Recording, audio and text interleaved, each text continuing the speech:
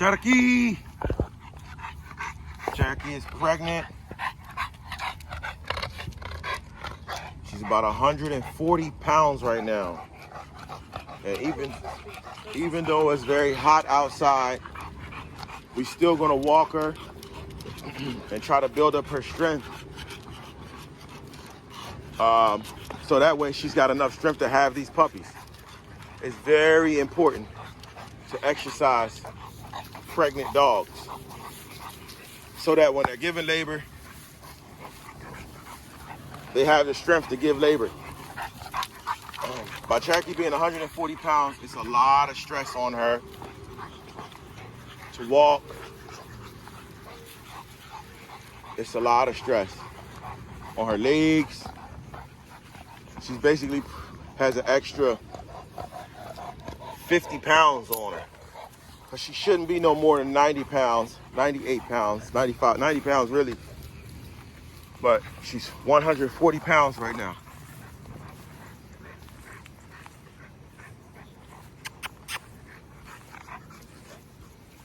So we got her exercising.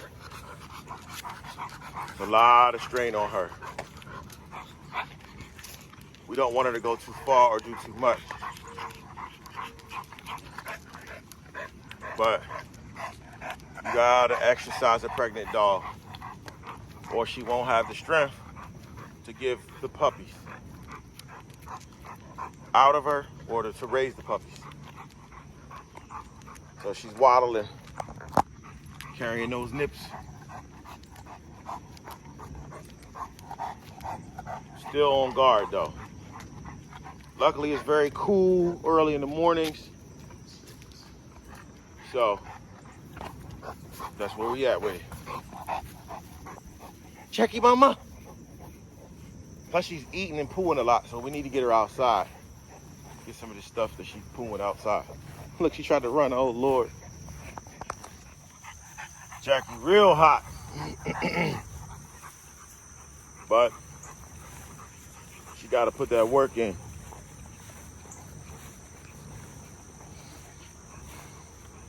Oh, Jackie done passed out. We didn't want to, I didn't really think it would be a good idea to bring Cherokee out here, but I had to try to get her some exercise. And more than that, I needed to make pictures and video. I need to do something for this video in order to get people to see that we having these puppies. And you know, so that's why we're out here. For some reason, Cherokee's following my wife. And it's a fly biting Cherokee on the ear. Move, fly. Move away. So Cherokee's very hot right now. There's a lot of exercise for her. But we're gonna get her home and I'm gonna hose her down.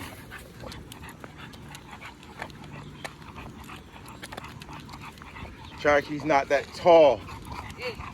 So this 140 pounds is a lot. And Cherokee see something.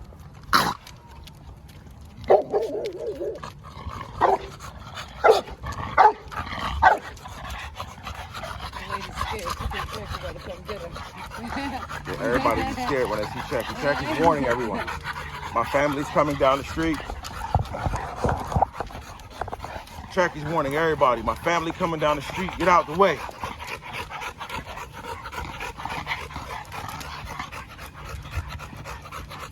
My family coming down the street. Get out the way.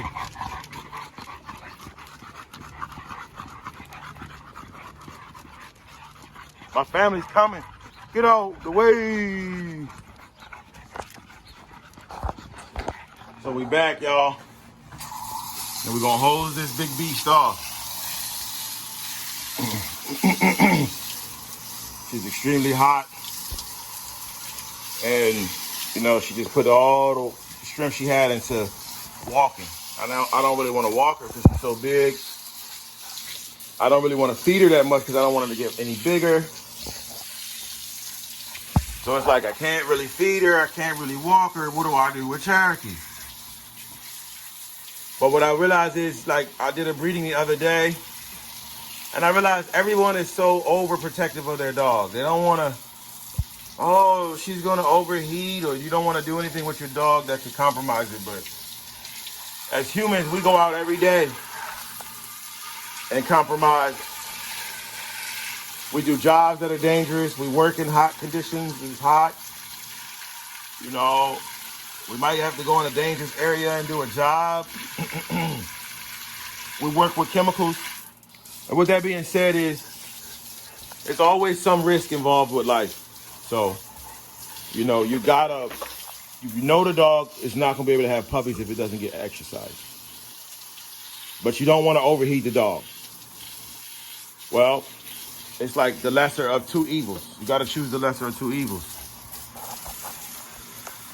You know, and the lesser of the two evils is I have to exercise this dog minimally, but I still must exercise the dog. I won't go far, so that's why we weren't able to get a sonogram, because we can't really go for a car ride with her right now, because I don't want to lift her up and put a lot of pressure on her belly, or you know, the puppies or whatever. So if she got her head in the corner, she don't want to get her eyes wet. But them nipples is hanging, so spray them nipples, spray them feet. The underbelly of a dog, especially the feet and the underbelly, can dissipate heat very well. A lot of times when you hit the dog with the water like this, it'll trap in the heat. But if you just continuously let the water run, you know, it creates the AC effect. You see, I got my drain hole right there, so everybody that hates on me, say the dogs don't got blankets, and that they're locked up all day. This dog is happy. No shit anywhere in the cage. None.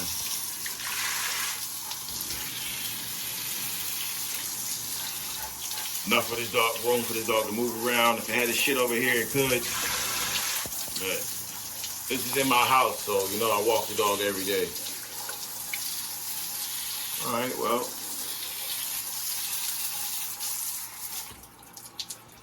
Let's take a look at these other dogs and see what they're up to.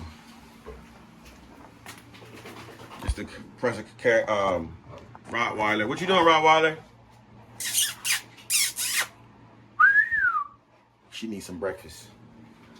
Then we got the Cayenne Corso. No blanket, and she's locked up all day. I feel sorry for those dogs. They're dogs. I want them to be humans. That will make it better.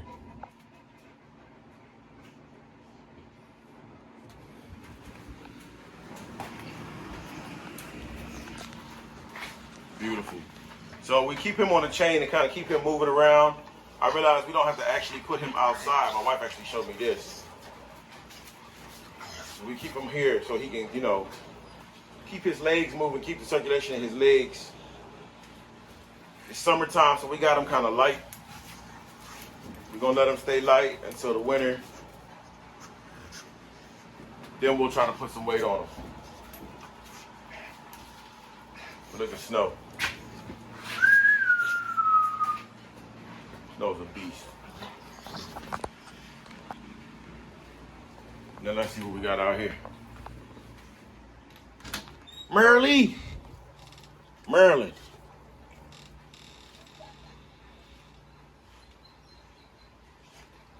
We got this super lazy dog right here. He's laying on carpets, just chilling.